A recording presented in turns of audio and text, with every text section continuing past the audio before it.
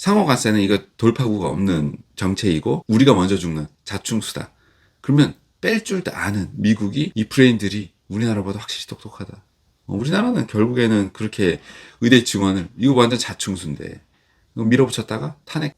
안녕하세요. 윤나그리 이동익입니다. 오늘 말씀드릴 주제는 이제 트럼프 미국 대통령이 상호관세를 돌연 유예를 했고 거기에 막 이렇게 주식시장이 다시 또 환호를 하더라고요. 제가 그제 올린 영상에서 사실 이제 상호관세를 밀어붙이면 이거 진짜 자충수, 자해수이기 때문에 의대 증원이랑 완전 똑같다. 그래서 똑같은 결말이 나올 거다. 근데 이게 진짜 뭐 정제된 멍청함이 집대성되지 않고서는 이런 식으로 보통 이제 정책을 하지 않기 때문에 끝까지 밀어붙이진 않을 거다. 협상을 하기 시작할 거고 진짜 말이 안 된다. 우리나라 의대 증원도 처음에 제가 이거 유예 말고는 답이 없다. 안 그러면 진짜 다 붕괴한다 했는데 정말 저는 뚜벅뚜벅 끝까지 고집할 줄 몰랐거든요. 근데 트럼프는 윤석열 전 대통령이죠. 좀 다른 거죠. 격이 달라 일단 내가 봤을 때. 이 머리가 있는 거지.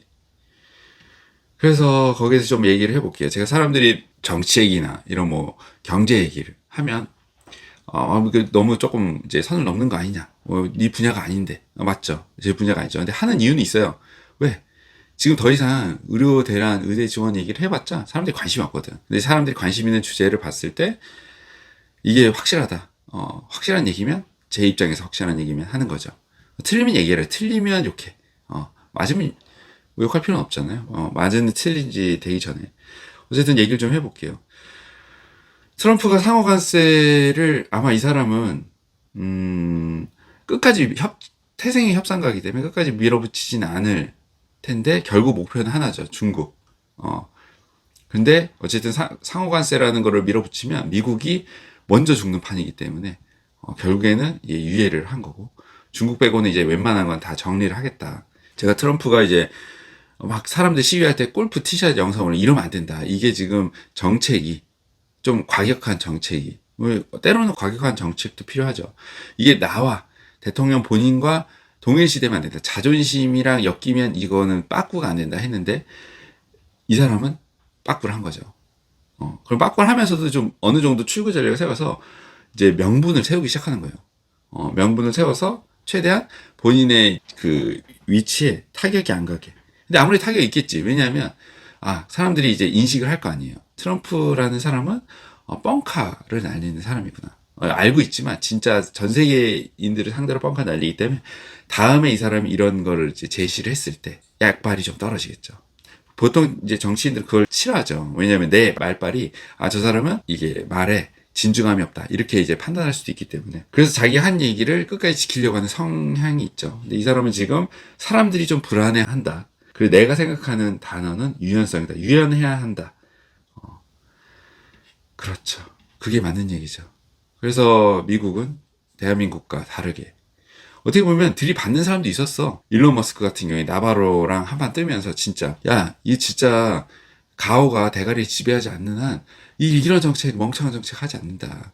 당장 이거 빡빡 해야 된다. 나바로라는 사람은 자동차나 파는 시기에 잡상인이 어디에 가면 이렇게 이제 정통 관료 출신은 그렇게 이제 지르는 거고. 근데 결국에는 트럼프는 시장에 손을 들어준 거죠. 시장 출신의 말 그대로 플레이어의 손을 들어준 거야. 정통 관료의 손을 들어준 게 아니라. 왜? 시장을 보고 이게 대가리가 깨어 있는 거지. 내가 이렇게까지 큰 소리 떵떵 치긴 했지만 내가 생각한 거랑 반응이 다르네. 그러면 좀 빠꾸할 줄 아는 운영의 묘를 어떻게 보면 이제 수싸움을 해서 본인이 운영을 하기 시작한 거예요. 올바른 길로 간다. 때로는 빠꾸한다. 때로는 유예한다. 때로는 밀어붙인다. 참 보면서 부럽기도 하고 안타깝기도 한 거예요. 우리나라는 아직도 의료에 대해서 사람들이 아직 체감을 못하기 때문에 상호관세 같은 거는 이제 바로 주식시장이 바로 반응하기 때문에 알 수 있지만 대한민국 의료라는 거는 아무도 모르죠. 내부에 있는 사람만 알아. 준비를 하고 있는 거고 뉴노멀에 대해서. 우리나라 사람들은 아직도 그 책임진 사람 한 명도 없고 진짜 개똥볼 났는데 기사 보니까 뭐 상급병원 중증 그 시범 사업을 통해서 중증도가 올라갔다 하는데 전공의를 없애고 뭐 PA 간호사를 뽑고 가만히 생각을 해보세요. 중증 질환을 넓히면서 중증 질환에 해당되는 걸 높이면서 중증 질환 케이스를 높였을 가능성이 있고 그리고 지속 불가능한 시스템이에요. 전공이 다 뺐어? 그러면 좋다 이거예요. 전공이가 이제 안 돌아도 돼. 맞아. 세금 3조 5천억씩 해가지고 다 꼬라박아. 그래서 이제 건보선지급이 필요 없는 게 건보선지급으로 갚아내는 돈을 상급병원 빼드만 빼고 하면 우리가 그 돈 줄게 해가지고 지금 세금을 다 떼고 있는데 이게 지속 가능할 거냐? 못해. 10년만 지나보세요. 다들 늙어. 나도 늙어. 기존에 있는 이제 시니어 의사들 다 늙어. 다 펑션을 못해. 그럼 어떻게 의사 없어? 어떤 멍청한 새끼가 이런 정책을 했냐 이거야. 그런 사람들 보건복지부 장차관, 사회수석, 장상현 사회수석 지금 아직 책임 안 지죠. 아직도 사직 안 했어. 사표를 내긴 했지만 다 발려. 사회수석 같은 사람들 월급 다 받아. 책임 안 져. 사표만 하면 돼. 우리나라는 참 좋은 나라야. 그래서 결국에는 의료 개혁망, 보건복지부 장차관 눈 하나 깜짝 안 하죠. 결국에는 이 수습이 순간적인 선택, 이 수싸움을 딱 해가지고 미래를 보고 판단을 해서 이건 진짜 상호간세는 이거 돌파구가 없는 정책이고 지금 우리가 먼저 죽는 자충수다. 그러면 뺄 줄 아는 미국이 이 브레인들이 우리나라보다 확실히 똑똑하다. 우리나라는 결국에는 그렇게 의대 증원을 이거 완전 자충수인데 밀어붙였다가 탄핵. 사람들은 이게 무슨 뭐 계엄령을 해서 탄핵이 났다. 맞죠? 근데 이제 기본 베이스 깔린 사직 전공의를 처단하겠다라는 이제 지금 진짜 지금 생각해보면 완전 진짜 개코미디잖아요, 진짜.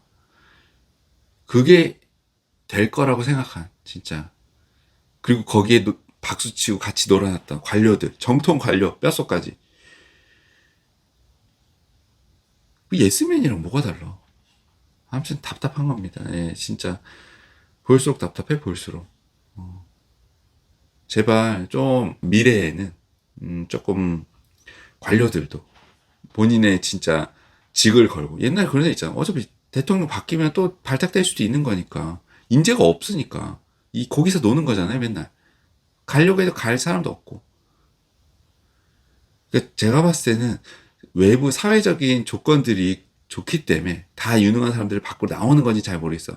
내부의 예를 들면 대우가 열악하고 뭐 그럴 수 있죠. 그러면 리스펙트를 최소한 좀 해줘야 되는데 어디서부터 잘못된 건지 모르겠어요. 그러니까 실적이 안 나오고 예스맨이 되니까 조롱을 하고 그러니까 내부에 있는 유능한 사람들은 더 빨리 나오고 그러려면 내부에 있는 사람들이 존중받을 리스펙 받을 만한 일을 하고 성과를 내야 되는데 그러다 보니 자연스럽게 이제 무능한 사람만 계속 더 남는 그런 사회가 되지 않았나 싶습니다. 아무튼 좀 안타까우면서도 미국의 그 상호간세 말 그대로 쇼죠. 무슨 이제 막 드라마틱한 쇼를 보면서 유예를 결국 하는 걸 보면서 우리나라도 1년 전에 의대 증원 유예를 했었으면 어땠을까라는 생각을 합니다. 역시 미국과 한국은 아직 좀 격차가 많다. 대통령부터 관료까지. 앞으로 조금 더 발전된 대한민국 미래를 좀 꿈꾸면서 다들 열심히 해보죠. 다음에 더 뵙겠습니다.